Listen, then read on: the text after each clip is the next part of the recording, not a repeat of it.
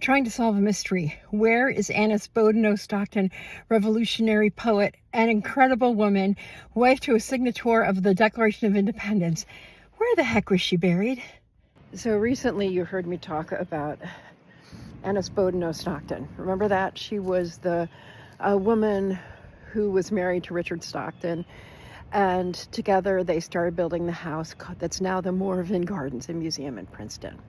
So here it says, the widow of Richard Stockton, Annis Boudinot Stockton, came to White Hill to live with her daughter, Abigail. Mary Field, twice widowed, left White Hill to live with her daughter at Moorvin. So I'm here because of Annis Boudinot Stockton for a couple of reasons. 11 years ago, I was in Philadelphia visiting, and I discovered that Annis Boudinot Stockton was buried supposedly in the same place where Benjamin Franklin is buried. Since that time, they discovered that no, she's not buried there.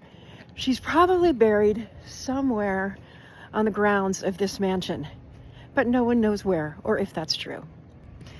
I've been passionate about literary history and women's history for quite a while, and Annis Boudinot Stockton always struck me as fascinating because of the lack of respect. George Washington loved her. George Washington admired and appreciated her work.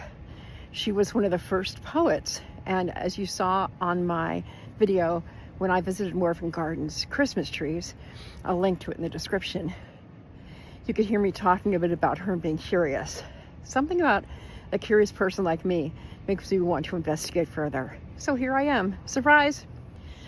A lot of history is told by way of battles won, battles fought, power, all that kind of thing, which has its place, naturally. We need to pay attention to the politics. But woven into the politics are the people, oftentimes the women, who sometimes have more power and influence and sometimes have less power and influence. Annis Boudinot Stockton.